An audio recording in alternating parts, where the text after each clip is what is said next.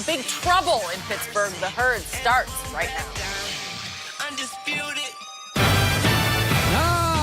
Here we go on a packed Monday. This is The Herd. Wherever you may be and however you may be listening, we're live in Los Angeles on iHeartRadio, Fox Sports Radio, and FS1. 1 hour from now, one of our better Colin was right, Colin was wrong segments of the year. We're packed today. Doug Gottlieb, a little on March Madness stuff, among other things coming up later in the hour. And Joy Taylor back from a respite in Florida. It was a wedding. A wedding. Yes. Congratulations, Brandon Newman. The Fox family got married this weekend in Sarasota. That is awesome. What a beautiful place Sarasota is. Yes, not the easiest to get to. It's another world, yes. But Sarasota is absolutely stunning. It's great to have you in. You know, Joy is from Pittsburgh, and it seems like the Steelers are in the news more than any NFL team. And again, this morning they're in the news. This is a big claim. One of the reasons I like football, every game matters. College football, pro football, every game matters. There's a regulated violence to it, so you got to play hard. A left tackle can't take a play off, or the quarterback gets hurt. It could damage the franchise. That's what I love about it. Everybody's all in every play. And in baseball, there's so many games you could take an at bat off. In basketball, you see guys give up baskets. In tennis, you go down 3-love in a set, you tank it for the next set. Golf, you see guys throw their clubs, they're done for the weekend. But in football, you got to play hard. It's a brotherhood because you get hurt. Hockey's a little bit like that. You'll get hurt. So this is quite a claim. Josh Harris, former Big Ben teammate in Pittsburgh, says he intentionally fumbled 4 years ago. The video is arguable.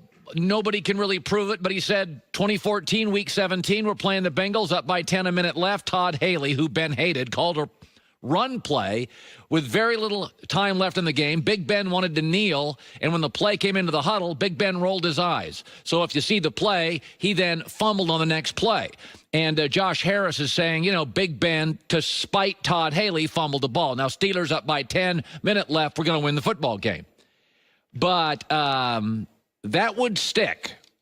That would be a stench. That's sabotage. Win or lose that game, that is just not appropriate in football. Again, in baseball, fourth game of a series, up by 9 in your division. It's August. You partied too hard. You give up an at-bat. I see it in basketball, tennis, golf. You don't do that in football. True or not, you don't do it. And here's the thing. Le'Veon Bell, it's his fault. Antonio Brown, his fault. Big Ben, his fault. Mike Tomlin, his fault. Here's the thing. I don't need Antonio Brown to be a leader. I don't need Le'Veon Bell to be a leader. I just need him to be talented. But I need my quarterback to be a leader. That's not leadership. There's two great quarterbacks in the NFL, and they're both amazing, and I've compared them for years, Aaron Rodgers and Big Ben. They're the only great first-ballot Hall of Fame quarterbacks currently playing that are called out regularly by teammates, current, former teammates. Here we go again with Ben. And this morning, there's going to be people that defend Ben Roethlisberger, and they blame it on other people. I don't need wide receivers and running backs to be leaders. That's why I do care about the Wonderlic test for quarterbacks, and I do care about their family upbringing, and I do care if they have leadership qualities. And I took the claims against certain quarterbacks out of college as screw-offs. Johnny Manziel, not a grown-up. Baker Mayfield, wore me out. That's why. Because this is not a position to just be talented. Leadership is crucial. Brady's probably the best leader of all time. Not the best arm, not the best talent. Joe Montana, Russell Wilson, guys I like, Drew Brees.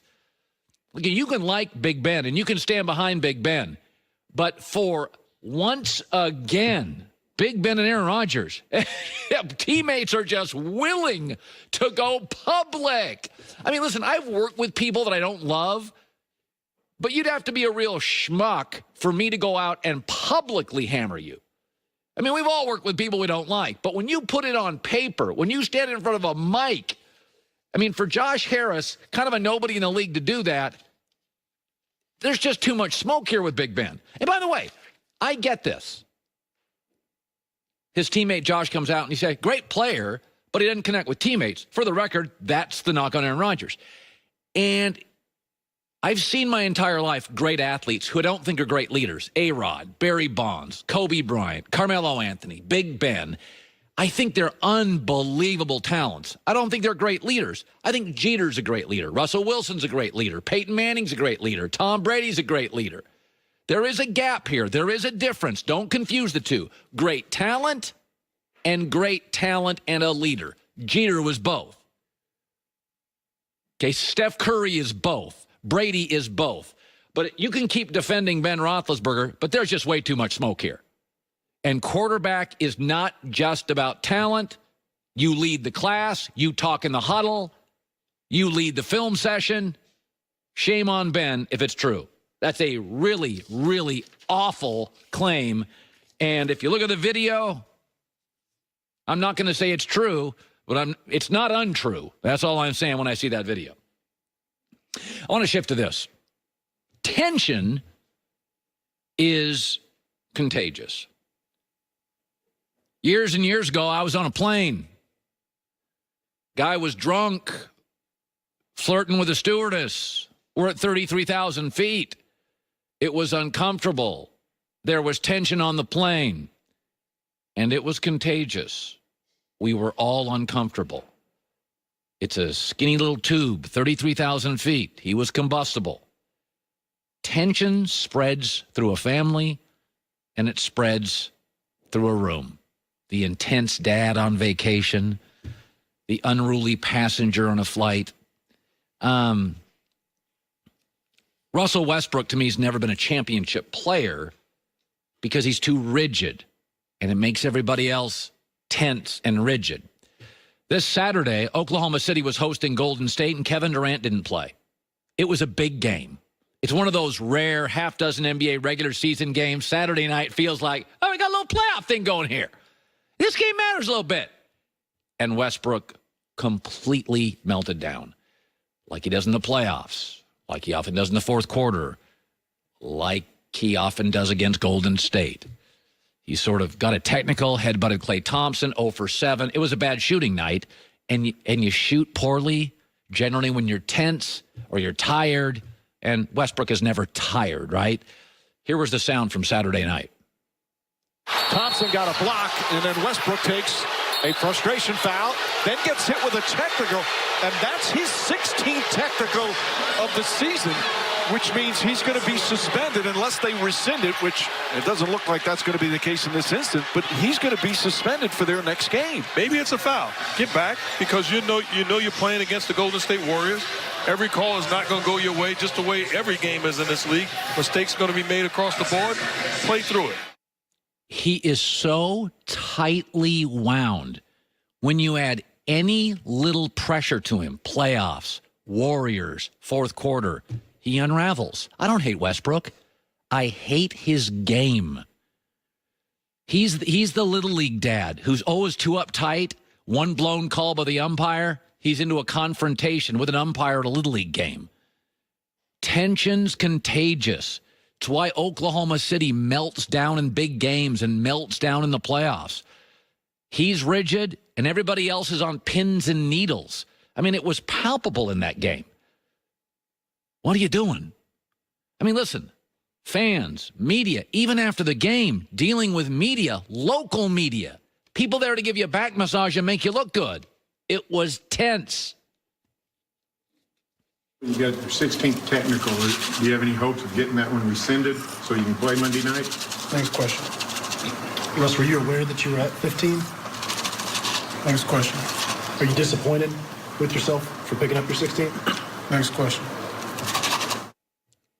Again, if you can't deal with local media, like that heckler fan in Utah, that was on him, not on Westbrook. I defended him. But this is, I don't hate Russell. I hate his game. Tension is contagious. And any team he's on in big spots, you can just see everybody clenching their teeth, pins and needles. What's Russ going to do?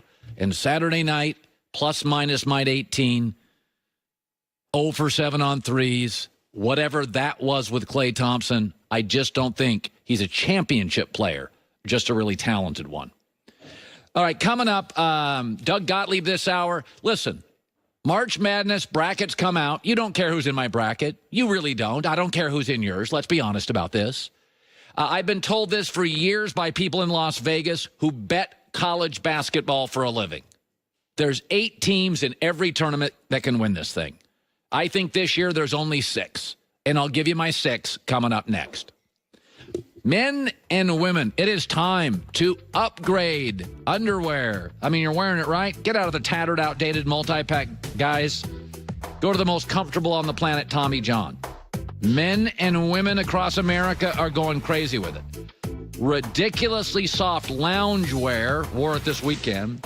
They have go-anywhere apparel, T-shirts, quick drying. The ladies, there's a new Air collection, seamless bonded edges, perfect fabric, quick drying. Tommy John is so sure you'll love their product. They call it the best pair you'll ever wear, or it's free guarantee. Don't love your first pair? Full refund.